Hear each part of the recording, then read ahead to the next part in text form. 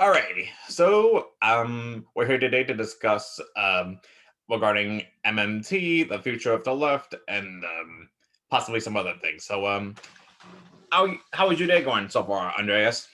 Pretty good. Pretty good. It's a beautiful day outside, and I just had a great kind of nerdy policy discussion with some colleagues. So far, it's been a great day. That's nice. That's nice. All right. So, MMT stands for modern monetary theory, and what do you see um, regarding what would happen if we were able to implement a lot of MMT policies in the near future, sooner than later, hopefully. Yeah, well, I think the first step is to understand that MMT is really a lens or a framework to how do we just even understand what's going on with the economy to begin with. And so one of the major problems that we have right now is that the way that we understand and then therefore the way that we talk about, the way that we debate, and then ultimately the way that those debates and those conversations lead to policies are based on very problematic, inaccurate, and broken perspectives about the economy, especially the role of public budgets and the role of money. So if we understood the economy, in particular the macro economy, from the lens of MMT, we would be able to, for example, understand that um, when we spend money, when the federal government spends money, it's not something that comes from people's taxes. It's not taxpayer money. It's not. We don't need to like find little pots of gold or little pots of money in the economy. It's just congressional appropriations. We just get the votes and we pass a bill. And this is already the way that we spend and pay for a lot of wars and a lot of corporate subsidies, fossil fuel subsidies, and things like that. Um, so we would understand that we're wasting our time, and the left and progressives are getting obstructed through these conversations about how are you going to pay for it, pay fors, etc. Right? And then we would shift our understanding of the economy to the real constraints, the real limits, which is basically studying what the economy can handle, whether we have the resources for different things, whether we're at full employment or full capacity. Those conversations are much different than budget constraints. So moving from a budget constraint to an inflation constraint is what we would understand if we adopted an MMT lens. Gotcha. That's actually rather interesting. Actually, I actually never, I was never actually taught this, or like knew about it in my previous economic classes in college. Actually, and Sure. I'm in my final semester actually, but I'm officially in spring break actually from Mhm. City Tech, so I'm very excited. So also, what is your favorite MMT policy if you have to choose any, whether that be a federal job guarantee or um, like defunding the military, etc. What do you think we should implement as a regarding a policy first? That's a great question. Thank you. I mean, I think like the second step is that realizing that any lens, as I mentioned, any framework or lens that we use in the social sciences, are never only neutral and descriptive, right? I think, as you mentioned, in a lot of mainstream economics classes, we're taught that we're just describing the economy and its natural laws, et cetera. And so people from kind of the training and the background that I have would say, no, and we're talking about people. We're talking about societies. We're talking about the uncertainty and the unpredictability of people. And therefore, all social lenses are political, are social, are full of normative and moral and political possibilities. And so in MMT and in the world that I participate in MMT, we're all progressive, and we all want to use this framework to, expand human dignity, justice. And once you understand that we have this, significantly expansive fiscal capacity, we can create a very inclusive um, society that can adapt to the different needs that people have, because we're no longer fighting for finite money anymore. We're actually, it's about the conversation becomes about resources, about the quality of what we spend on, about what we do with money when we spend it. So, what kind of institutions and structures can we build? So, from that perspective, I would say that right now, my favorite policy would probably be the Green New Deal. because of so many things that it encompasses. The Green New Deal has the environmental justice, the just transition framework in it as well. The Green New Deal has a massive public jobs program in it as well, investing in renewable energy. And then the Green New Deal also obviously has the job guarantee as part of it as well. So all of those things in one kind of make the Green New Deal for me what I like the most. Wow, that's actually rather interesting. Also, especially since the Green New Deal is actually very important because climate change is still an excessive a threat, and I hope that we can like tackle it in time. Fingers crossed. You know, Exactly. yeah. Exactly. And when we think about that, the urgency of the time that we have to get to change things enough to keep the Earth from going above 1.5 or 2 degrees Celsius in rising temperature. Um, we have to act very, very quickly and do a lot of like transformational changes to do that. And so the only really way to, so as an example, for a couple of days ago, John Kerry mentioned that it's going to be markets that address climate change, and governments have to help markets be able to do this, right? This is very different from what we would understand from an MMT or a Green New Deal perspective, when we know that historically speaking, the level of mobilization that is required can be compared to World War II mobilization, the New Deal, the Apollo moon mission, and these are all things that require very active and transformational government investments and reshaping of the economy itself. Yeah, yeah. I always think that if anything, it's actually like the opposite is true. That markets don't actually you know address climate change at least the same way that we wanted it to actually, especially since they've been like funding money for like Raytheon and other institutions that are funding the military industrial complex. So we definitely don't want that either, and Right. I've also recently found out that Bitcoin uses a lot of carbon emissions than Finland. I think the country is the name is, and well, um, regarding like Bitcoin, can you like address a little bit of why people should like not buy into the narrative that Bitcoin is the future? Yeah, sure. I mean, I think there are a number of things here. One, of course, is, as you mentioned, the carbon emissions that Bitcoin is emitting right now. The comparison I had heard was that it's got a bigger carbon footprint than the country of Argentina, something like that.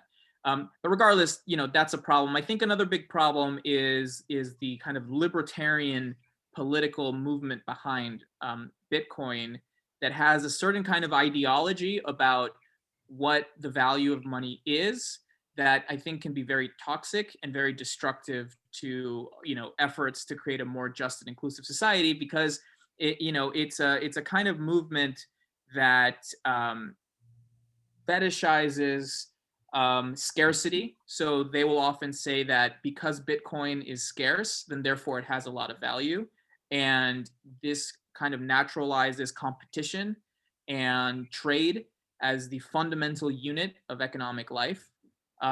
That's also a major problem.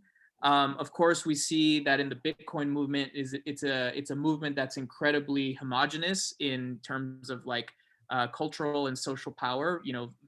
Very kind of just upper middle class and upper class white men that are involved in this movement, because it doesn't really appeal or have anything to do with the needs of like a much more diverse population in different parts of our country that have that need kind of different kind of structural changes, as opposed to going out and putting their savings into Bitcoin or something.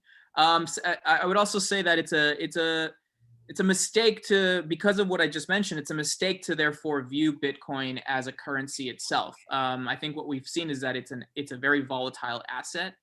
I think it's analogous to just playing the stock market. I think that there's a sense that the more you create a brand about Bitcoin that is very much tied to like a lifestyle, you're cool, you're going to be part of like this insider group if you're into Bitcoin. This is used to kind of incentivize people to invest in it to keep the price up of Bitcoin, when you know the amount that you could gain from it is not the same for everybody, and the people that are going to suffer the consequences if and when it collapses is not the same for everybody either. So there are these losers and winners in this story, but that's not presented, right? Usually we just get this sense that like it's going to change the world or something like that. But you know, again, it's a move towards privatization. It's a move towards not really addressing the institutional issues that are important. Yeah. Um, yeah, I've been. Oh, sorry. Hold on a sec. All All good. right. Anyway, as I wanted to say, yeah, I've always been a little bit like curious, at the same time also suspicious, also regarding Bitcoin, especially what's happening lately, actually. So yeah, I thought that was an interesting answer you gave, actually.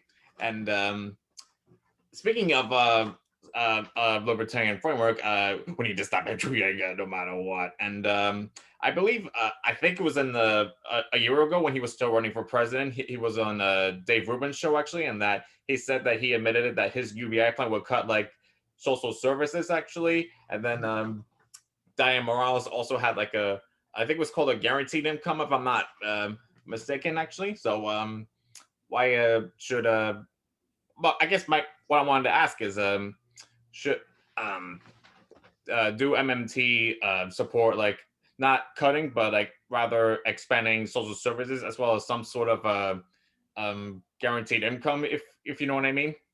Yeah, sure. I mean, so the first thing that I think is important to understand about universal basic income is that there are many different versions, right? And as you just mentioned, there's the UBI, and then there's the guaranteed basic income. So there's different iterations of what this means. Many of the basic income ideas in the United States actually have their modern roots in Milton Friedman and later Richard Nixon, who both proposed a kind of UBI as an excuse to cut other social programs. And so off of that starting point, and I would say from the presidential campaign, that's very similar to what Andrew Yang was putting forward. $1,000 a month. And as he mentioned on the Dave Rubin show, it would take away any need to have as much social services spending because people already get their little check of $1,000. So from that starting point, I think MMTers would be very skeptical of what this means politically, um, because it creates the conditions where we may have a number of tech monopoly giants that have control over the economy, are doing all the different things that they want, are basically defining what value is, how value is produced, and then the rest of us who have our $1,000 or our little basic income, and you know, all we can do with that is go consume. And who's getting the earnings and the wealth from our consumption? The people with the power and the ownership of you know corporations to begin with. And so I think that that creates a very problematic situation where a great deal of the population is going to end up with just like coupons to consume and keep an unjust system going. It's also a problem where if we don't change the structure of the economy, a lot of consumption will continue to be based on the exploitation of the developing world importing their cheap goods to us. And so I don't think that this really solves a lot of problems, and instead just also kind of concedes to this libertarian ideology, just like, all right, fine, we'll take care of your basic needs. Here's your check, and then you know, F off, leave us alone, and go consume. So I think like those are the problems. Now, MMT, of course, the policy that we prioritize at that kind of level is the federal job guarantee, which essentially is a public right to a job at a living wage that you have access to if you want it. If you are looking for a job and you cannot get one in the private sector and you cannot get one anywhere else, the federal government has to guarantee you a job, and not just any job, but a job that fits your current situation. We all have different abilities, different skills, and it's not something of like who's better and who's not, but we're in different places. So a job that can meet you where you're at, develop your skills as well, and kind of be tailored to the kind of person that you are. There's a lot that we can do, And the purpose of the job guarantee is also to be something that is administered or driven at a more regional and local level as well. So obviously with federal standards, with what you cannot do, but a program that gives the options for municipalities, for nonprofits, for community development organizations, for social movement organizations to propose projects that will contribute value to the community in ways that the profit motive is not interested in. So this creates a much more expansive understanding and definition of what work is. And of course, easier said than done, right? But our goal is to be able to structure work and jobs in a way that are much more uplifting and much more inclusive and much more contributive of value to communities. This will also put pressure on jobs in the private sector to improve their working conditions as well, and to raise their wages too. Because if we set a living wage of $15 an hour or $20 an hour, whatever that may be, therefore, people paying less than that, somebody's going to much rather choose to go to the job guarantee than work for less than the living wage. So that's the kind of primary policy goal that MMTers have. With that said, are we against a complementary basic income to the job guarantee? No, we're not. That could work as well. If someone for some reason may not be able to work or just doesn't want to work or something's happening, right? There may be many circumstances where this is the case, but you also have the right to not starve. So a mixture of universal services and basic services and perhaps basic income as well can take care of those needs too. But the assumption is that the vast majority of us, I mean, as human beings, we're social beings. We want to be a part of the world in different ways. We want to contribute to the world in different ways. And so creating the conditions for that to happen is what's important. Wow, that actually sounds rather sounds like a, well, no pun intended, but rather a great New Deal. Yeah. Like sounds like zero unemployment, and sounds like basically you can be whatever you want, guaranteed. Whether that be a, well, for example, I'm majoring currently in computer systems technology actually at City Tech, and I either want to be like a web developer or a game developer. I'll probably like find out by that time spring break ends. But I definitely want to do coding, that's for sure. So wow, like I guess this, I think this will be a lot easier actually for people to get jobs if this ever does get implemented in the future, And yeah, I've always supported some sort of complementary income, but like that. I also oppose like cutting social services also because I'm actually benefiting from this program. My at CUNY called Seek. Actually, it's basically an opportunity program for people that make like 80K or under per year actually, and I've been greatly like benefited since then. Plus, I get not 8 but 10 semesters worth of financial aid actually. So yeah, I definitely support expanding social services as well as a jobs guarantee, like you mentioned earlier, and a some sort of a complementary basic income to meet people's well needs, And which reminds me actually, like, oh man, if only Bernie was president, man. He's actually in Alabama right now in support of workers trying to form a union actually, and Mhm. what are the chances you think, at least in the Alabama, that the Amazon workers can get unionized over there? Well, it seems as the way that the momentum is moving. I think that the chances are looking better and better, and I think this is proof that when we come together and we make demands in strategic ways, we can win. And I think that what's happening on Twitter with some of the Amazon executives having meltdowns and trying to take on Bernie on Twitter shows that the momentum is with the workers.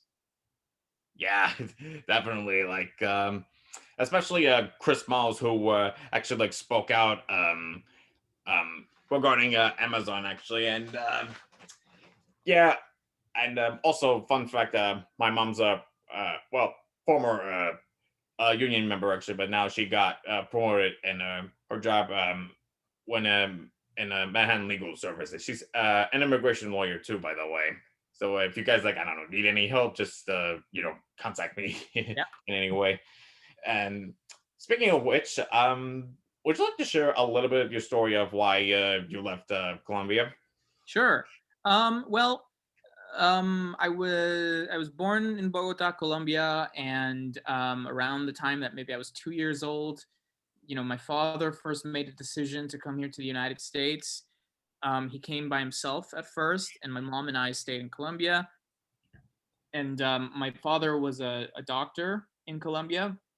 He had just finished medical school and had been practicing in public uh, in a public setting. I think at the Department of Health of Bogota, something like that, for like a year or two. So then he came here to the United States, and obviously, he didn't have those credentials here in the U.S. So he was kind of trying to find his way. He was offered some work doing research at a hospital or things like that. Eventually, my mom and I were able to come as well. I think about 9 months later, I made it here to the U.S. and we set up base first in Chicago, in Southside Chicago in the suburbs, and with a little bit of luck and things just kind of the pieces fell together in the right way, and my father was able to get the support that he needed to get hired and passed his exams, and his medical credentials were therefore transferred here to the United States, and he did his residency in pediatrics in Chicago, and then everything worked out, and then we moved to Texas, and that's where I grew up most of my life from around 11 years old until graduate school. And my father ended up setting up his own pediatric clinic in Texas, and the rest has been history. Wow. All right. That's that's actually very good to know. So as for me, I was like from here actually, but in Miami. I actually came to New York when I was 10 years old, almost 11 at that time. So and I'll share a little bit of my father's immigration story. He was actually originally from Cuba. He left when he was honestly like just a toddler. Really, he was like 2 or 3 years old actually, and a lot of people felt and my family felt repressed during the Castro regime actually, since a lot of my family were never wealthy to begin with, pre and post Castro actually, and they've been fleeing first from Spain actually, and then by the time my dad was like a teenager, he and his family left to Miami, and then he became a naturalized American citizen since then actually. So yeah, long story short, while I don't exactly like support the the current Cuban government at the moment, I do believe we need to have some sort of a dialogue, if you will, we almost like we did in 2016 with Obama, but then Trump like pretty much like scrapped all of that actually. So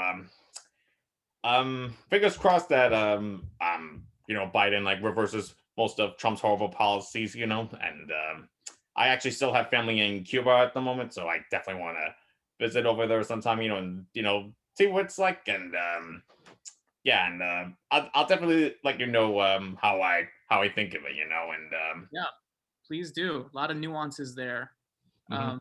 but I think that with everything that's happening, there surely U.S. policy, embargo, and et cetera, is just making everything infinitely more difficult and worse for the Cuban people. So hopefully, we do make progress on that front. Yeah, definitely, and oh, all right, I just remembered actually, I've I hear Steve Grumman's actually getting better actually from Real Progressives, by the way. Have you like reached out to him by any chance to check up on him, see if he's Uh, okay? we haven't spoken in a while. I'm not sure. Ah, gotcha, Been busy with a lot of things. Been difficult, but hopefully he's okay. gotcha.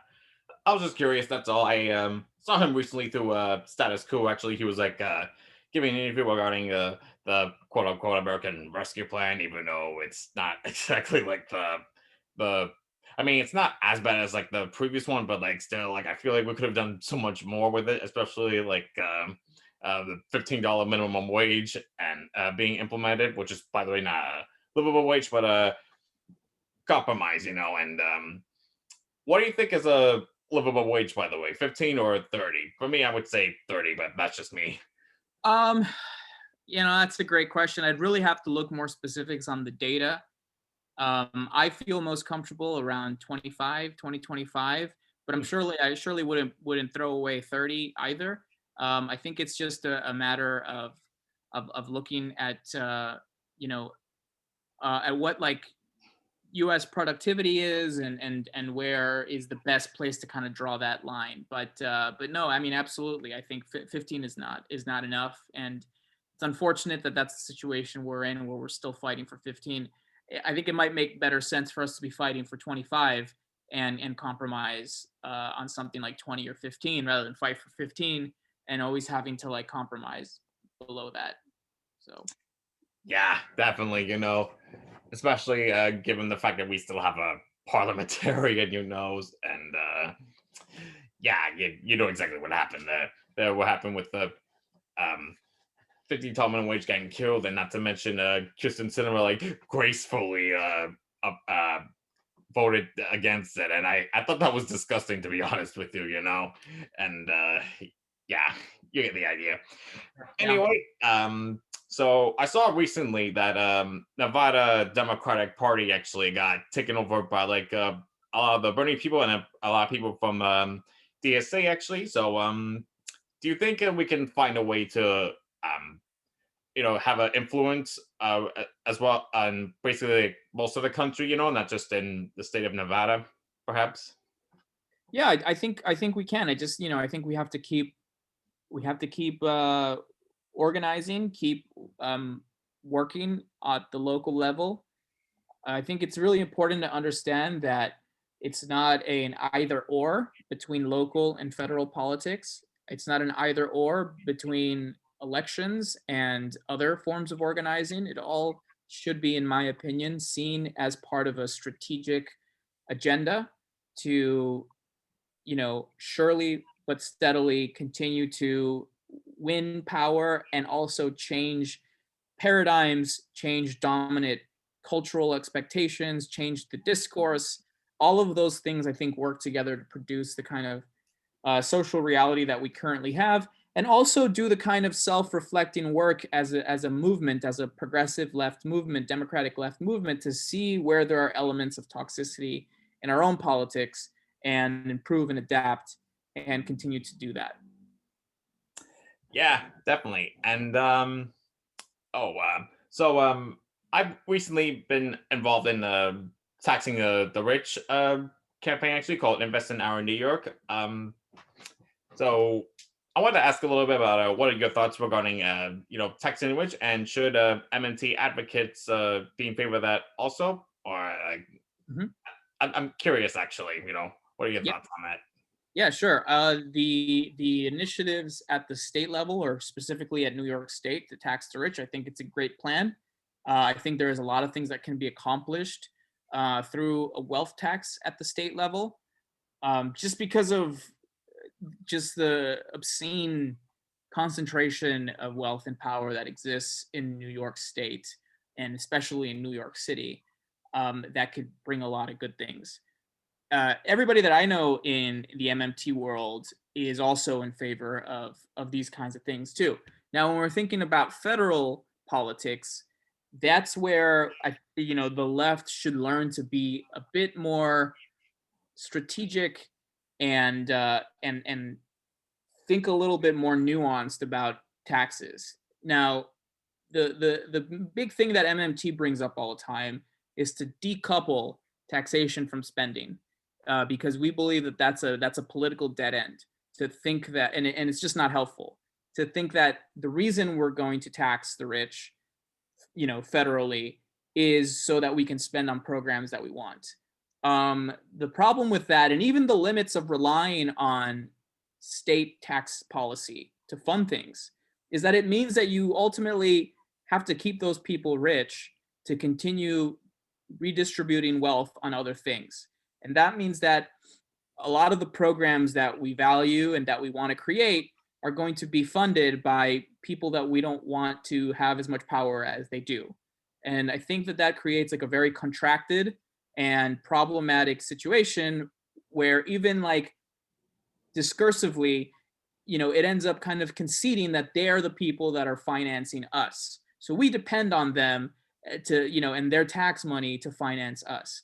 And there's a lot of limits to that, in my opinion. So what MMT suggests that we do is that at least at the federal level, as a starting point, we should tax the rich because they have too much power, because they have too much control over markets, they have too much control over workplaces, and it is harmful to democracy. And that we should pursue that policy, that taxation policy on those terms, on those specifically strategic terms. And I think we can win a lot on those terms as well. And then when it comes to spending, we should not concede to that conversation that we depend on other people's money in order to spend. And we should start thinking about what it is we want to spend on and start to do more proper analysis, I would say, of what our economy can handle, where are actually the limits, where are the structural limits, where are labor limits, where are inflationary limits. And again, sometimes inflation, the problems of inflation don't only come from government spending. A lot of times inflation is coming from the private sector, from private credit, private banks lending too much money for things that are like completely, unnecessary, like could be more golf courses, more luxury resorts, more casinos, I don't know, right? But that can cause inflation as well. That can cause too much unnecessary lending into the economy. Inflation comes when certain industries have so much power that they can set prices wherever they want as well. And we see that in pharmaceuticals, we see that in healthcare, we see that in housing and rents, we see that in a number of things too. So restructuring, regulating, and being much more strict on, the power of private entities is a way of also controlling for inflation. All of this kind of is to say that when we talk about guaranteeing rights, the right to healthcare, the right to a tuition-free public education, the right to a job, right? These things aren't a matter of like, please, rich people, give us your money, we'll tax you, but you have to stay rich so we can continue to keep your money, so we can have your money, so we can have our programs. We got to disrupt this kind of like paradigm that we have. Another example is with the transaction tax on the speculation in Wall Street kind of tax that has been used as an example to pay for, quote unquote, things like tuition-free public education. We hear that a lot. We heard that from Bernie on the campaign even. The problem with that is that we end up relying on a kind of speculation and transaction on Wall Street that we don't like to fund our program, when in reality, we should be trying to limit that transaction or eliminate it entirely because it's bad. We don't want it. Why would we then make our programs depend on them continuing to do what they're doing? So again, this doesn't make a lot of sense. It puts us in a vulnerable situation. Politically, it takes a lot of power away from us. And so another thing is that, states and municipalities depend on a lot of investment from the federal government in terms of rights, in terms of, all of these different things that we're demanding in. And that's very important to consider as well. And there are ways to get creative too, I think. I think that's something that we should start talking about and maybe demanding is the option for, as an example, municipal bonds. So oftentimes cities will borrow from the capital market in the form of bonds to be able to spend on a lot of infrastructure or things like that. There is a way for, instead of municipalities having to borrow from capital markets, for the Federal Reserve to simply buy municipal bonds at low interest or no interest, or simply give them grants, conditional grants. If, like, as an example, New York City wants to create a renewable energy, environmental justice, transformative agenda, and the Federal Reserve can buy their bonds to do this, or just give them the grants to do it. What are the conditions? The conditions are you actually invest this money on things that are going to produce environmental goals, period. and we can do that. So there are a lot of ways to think about this issue of investment and credit that goes beyond just the narrow version of like money goes this way and then we recycle it and then we keep this like tight and contracted small loop going. We can actually break that apart and understand that the act of issuing credit or issuing investment can precede that cycle itself and has very transformative potentials. Wow. I think you should be an economics professor in the future. I've learned way more in this interview than both of my economics classes combined, to be honest with you. I appreciate that. Yeah, you're welcome. You're welcome. Alrighty. So now it's gonna be what I'm about to ask is gonna be a little bit different. It's actually gonna be different now, actually, and it's Do it. particularly like, your interest, and taste and whatnot. What kind of movies do you like, perhaps?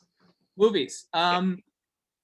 That's a good question. I like sci-fi movies. I like kind of psychological dramas and thrillers. I like movies that are existentialist, make you think about the meaning of life. I see movies as an art form that are really special. And I also like kind of popular movies as well. I really have come to enjoy the Marvel Cinematic Universe. And a lot of times movies that I enjoy are also movies that I critique.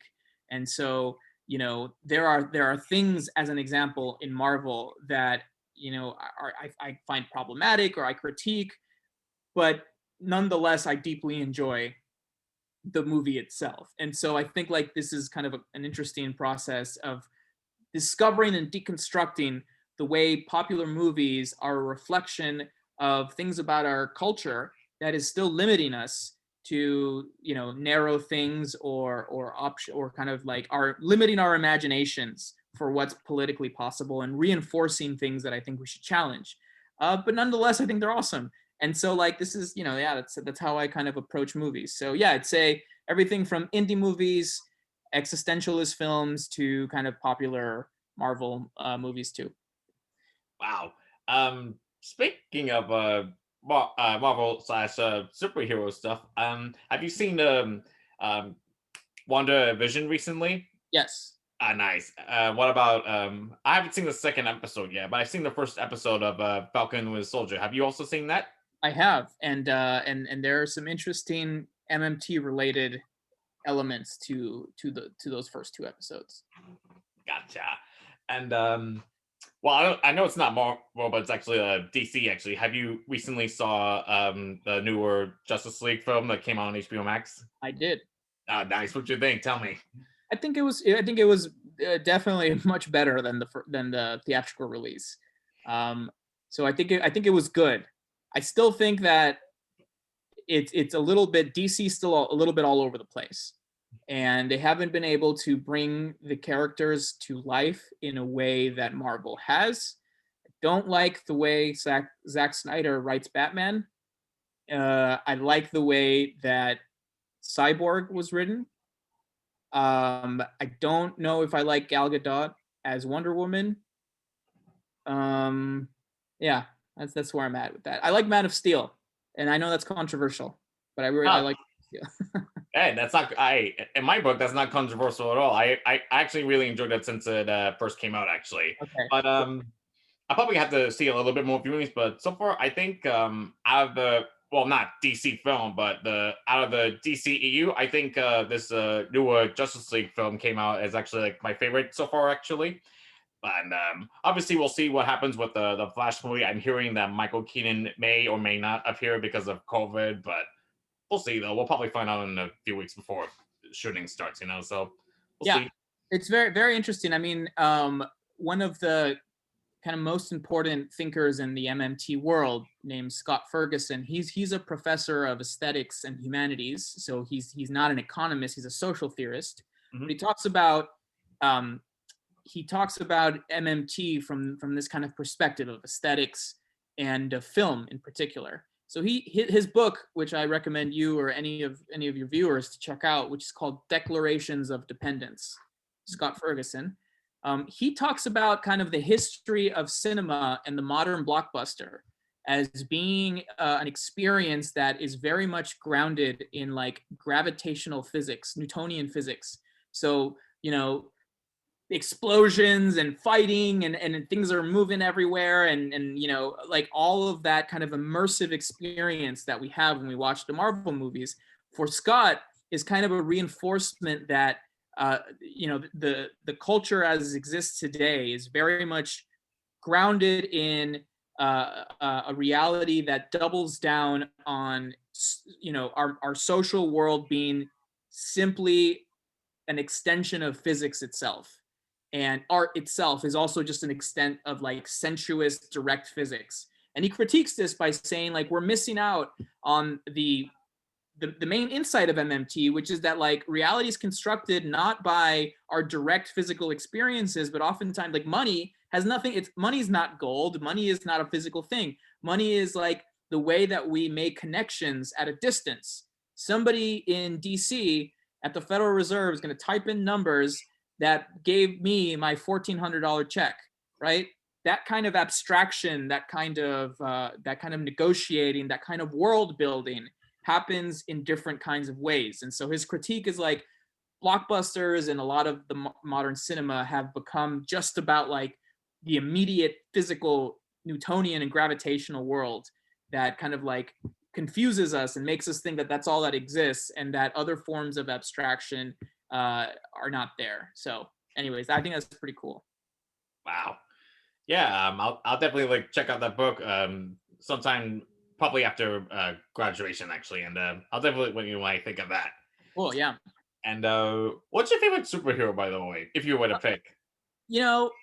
Growing up, it was definitely Batman because of the mystery and the kind of like he was a human in a world of like more powerful people, etc. But I think as an adult, I've become much more critical of Batman because he's just like some billionaire arms dealer.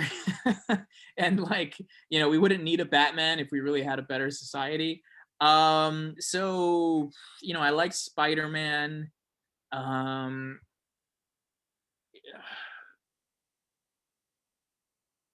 I liked WandaVision so much that like I'm kind of into Scarlet Witch now.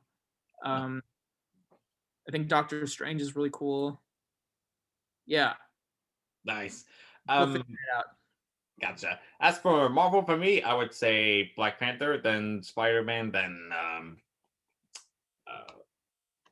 I just had it. Oh, and then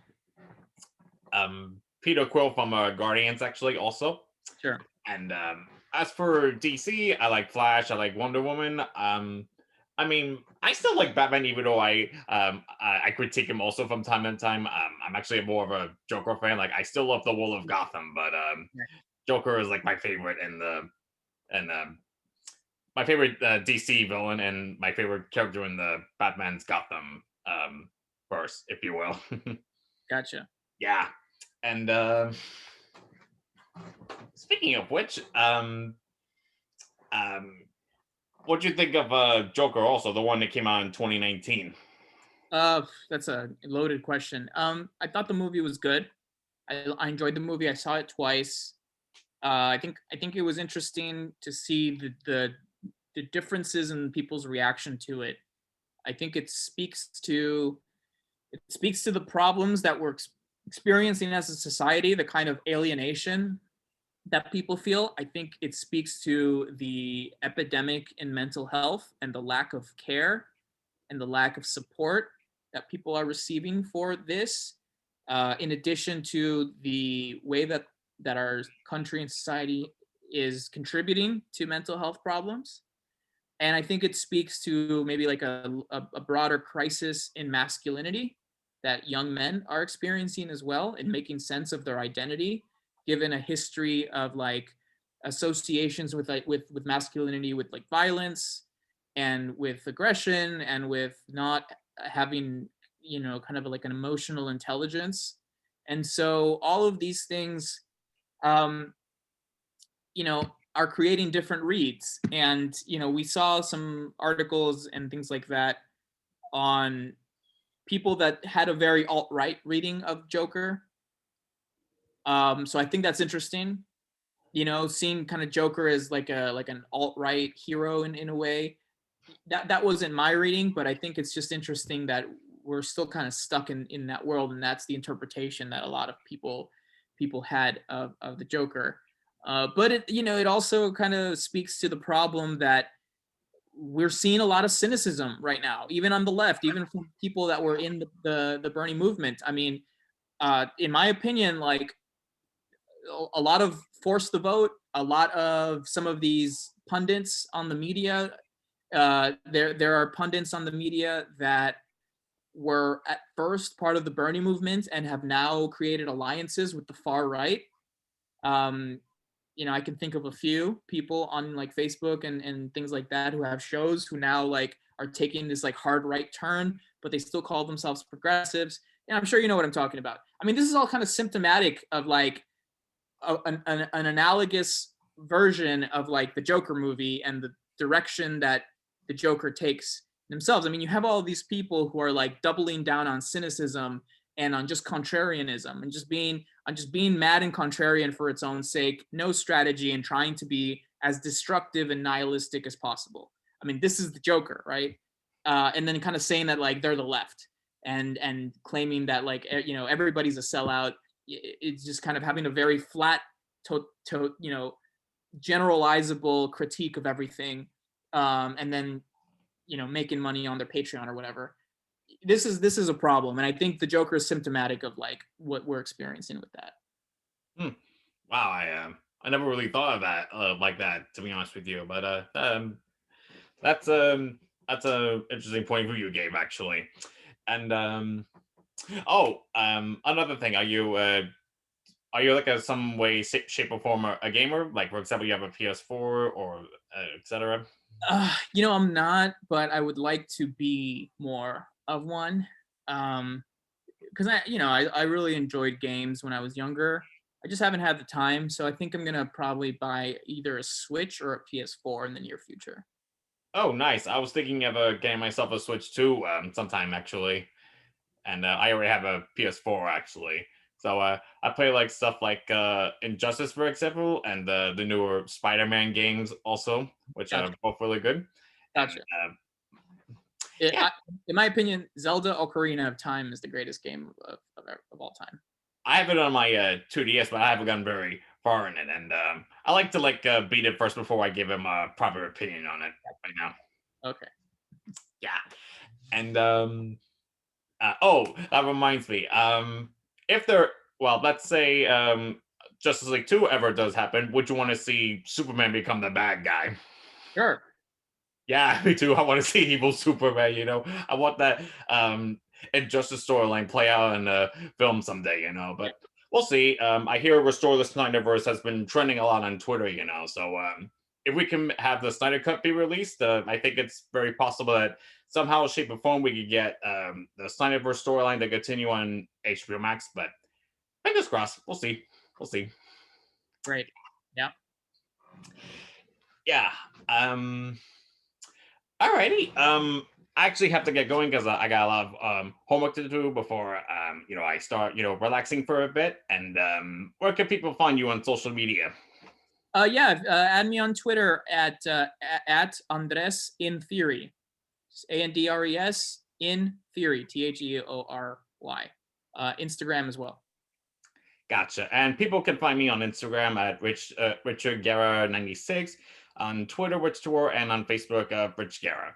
All right, Andreas. I will have you on again sometime in the near future. And like I said, I wish I had a professor of economics like yourself, actually. But yeah, I really learned a lot actually today, and I hope you have an excellent day, sir. All right, and I'll see you on the Morales campaign. Perfect. Thank you so Right, much. All righty. problem. All righty. All right, thanks again for coming. All right, adios. Adios.